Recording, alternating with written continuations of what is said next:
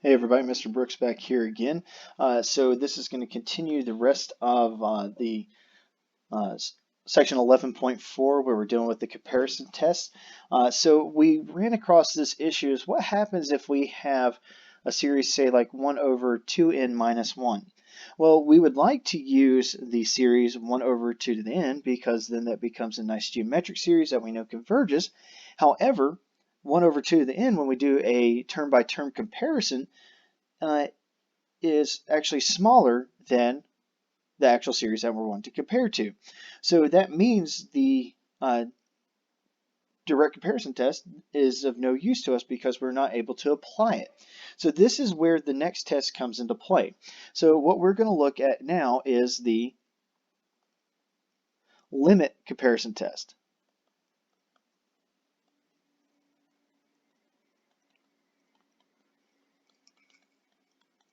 So sometimes we'll refer to it as the LCT.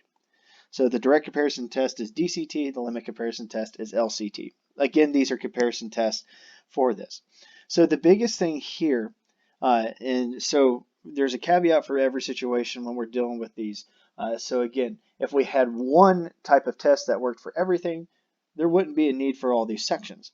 So the first of all is we're going to suppose that A sub n is greater than 0 and B sub n is greater than 0. So notice that we get rid of the restriction that A has to be less than or equal to B. But the big thing here is both of them still have to be positive. So that's still our limitation with this. So here is the part. If the limit as n approaches infinity of A sub n over B sub n is equal to some value C. So notice here, I don't restrict what A is and I don't restrict what B is. The only thing is that they're not equal to 0 and they're not negative. Okay, so it doesn't matter which one you put on top and which one you put on bottom. So let's go ahead and get that one out of the way. So the question is, so where C is a finite positive number.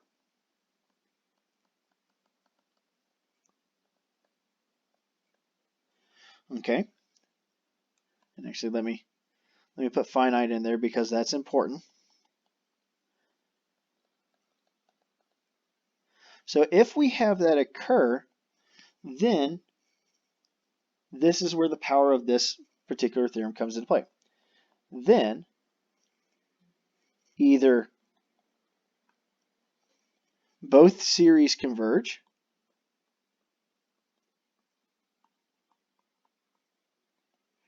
or both diverge. Okay, so, well, why is this more powerful? Well, think about it.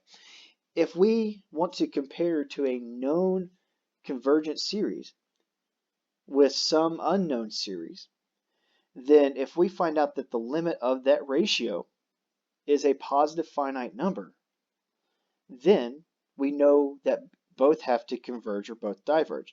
But since we already know one converges, that forces the other one to converge.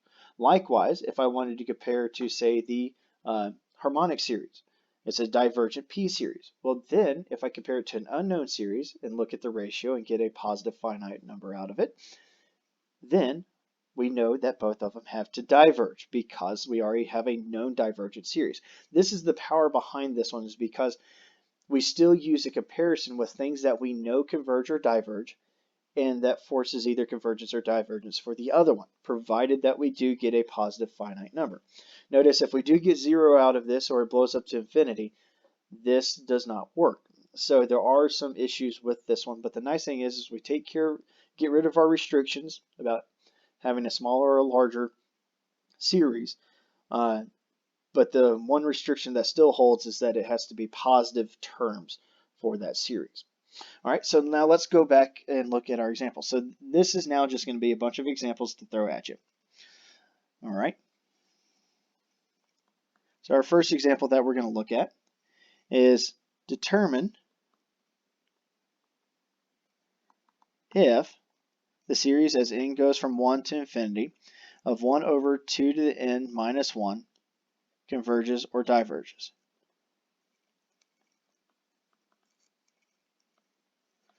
Okay, so that's a question, statement, not a question. All right, so again, we state that this is similar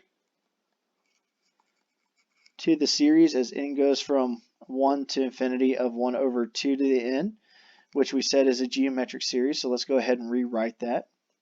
So this is 1 over 2 to the n. So this is a convergent geometric series. So since I'm putting this up front, that means in my statement later down, I could say then by the comparison test, provided that everything goes right, then we know that this series is going to converge. So again, I'm putting this at the beginning, so then that way I can deal with this guy. So we know that both a sub n and b sub n are greater than 0 when n is greater than or equal to 1. Again, just to reiterate why we can talk about that, 1 over 2 to the n is always positive. 1 over to the 2n minus 1, well, that negative 1 is only going to be of a nuisance at the beginning, but we have our n starting at 1, so we already have a value larger than 1 subtracted by 1, so that was always going to be positive as well. So you do have to talk about if they're positive or negative. So most of the time, if you're applying the limit comparison test, I know that you're applying it to positive terms, but you still have to talk about it. So this is something that you will need. All right, so now we're going to set up our limit. Now again, order does not matter in this case, so whichever one you want to put on top, you can. Whichever one you want to put on the bottom, you can. So I'm going to say, well, a sub n is just going to be my top one. So 2 to the n minus 1 divided by 1 over 2 to the n. So this is my a sub n, this is my b sub n. All right, flip and multiply. We're going to get the limit as n approaches infinity of 2 to the n over 2 to the n minus 1. All right, so this one, you could use L'Hopital's. I advise not to, because you can do the algebraic technique here of dividing by the largest power here. So 2 to the n is the largest power. If I divide all the way through, I'm going to get 1 over 1 minus 1 over 2 to the n. So that means when I evaluate as n approaches infinity, one's going to stay 1, this one's going to stay 1, and then this is going to go to 0, and I get the value 1. This is a positive finite value. Therefore,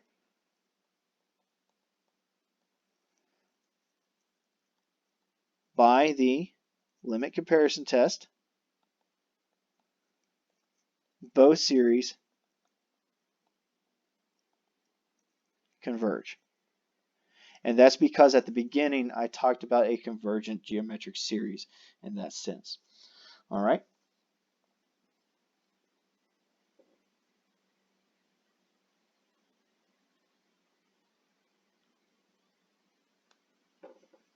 All right, so the next one. Let's look at this next example here. I'm going to look at the summation as n goes from 1 to infinity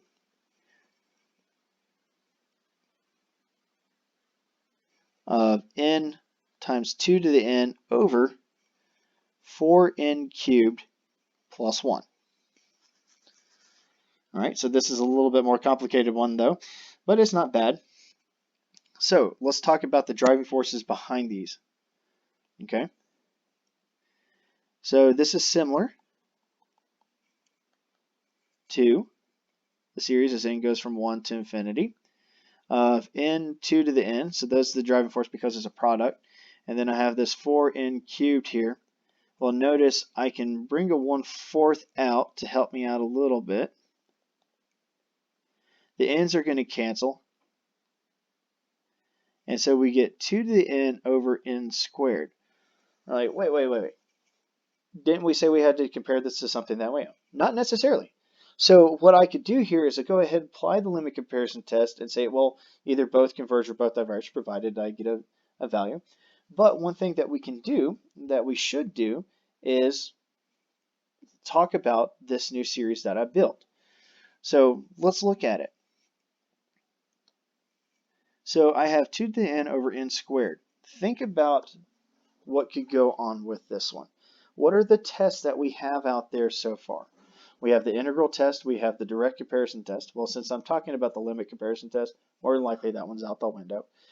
We have p-series, we have geometric series, and we have the test for divergence. So the integral test, probably don't want to try to use on this one just because, but let's look at that ratio that we have. We have 2 to the n over n squared. Which one of those is going to be increasing faster, an exponential function or a power function?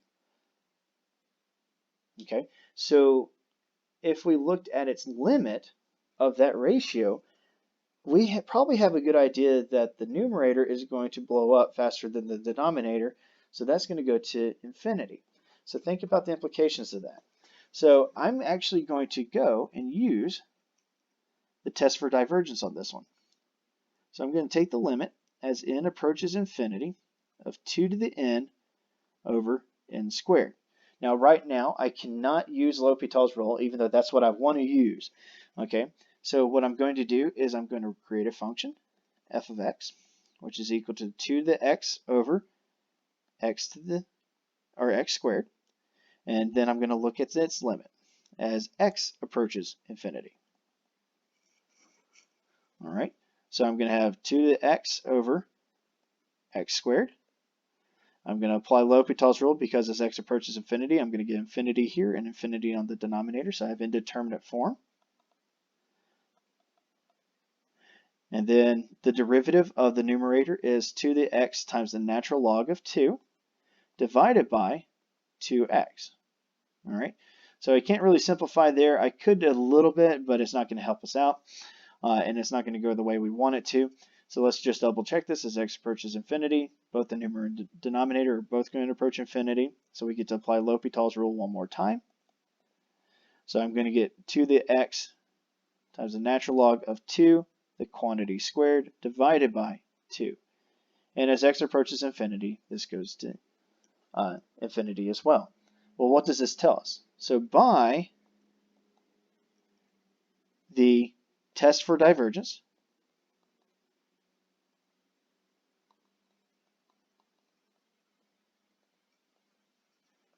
the series, and here I'm going to be very specific about the series that I'm looking at, of 1/4 times the summation as n goes from 1 to infinity of 2 to the n over n squared diverges.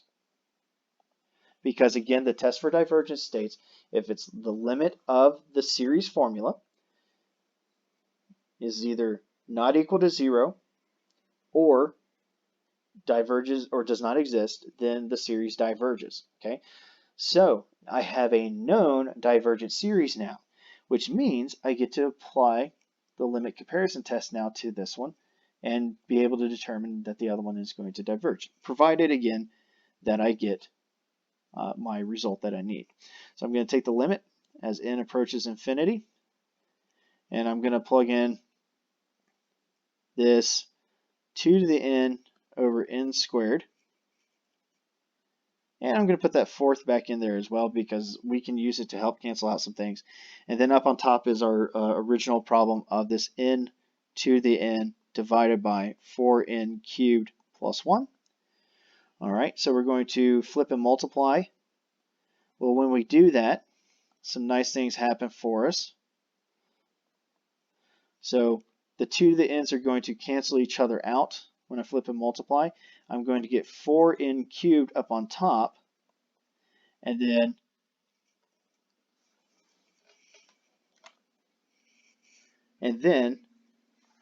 I'm going to get 4n cubed plus 1 in the denominator.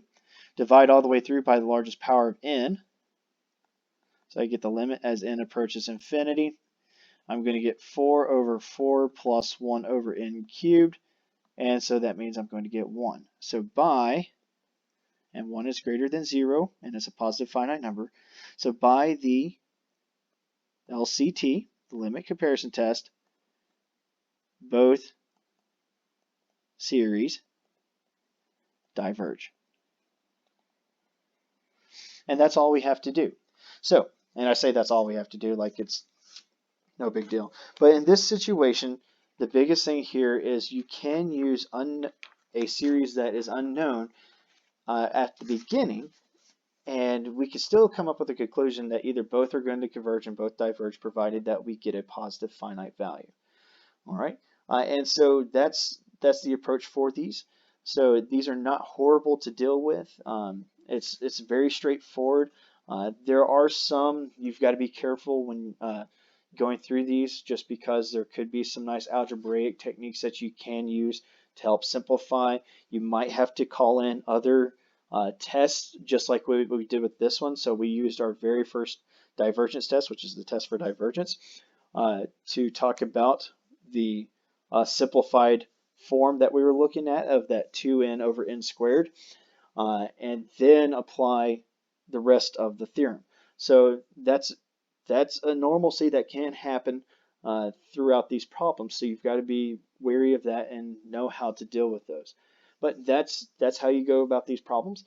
So that's going to end the lecture today. And so that gets us out of 11.4. And so next we'll be hitting 11.5. Y'all have a wonderful day.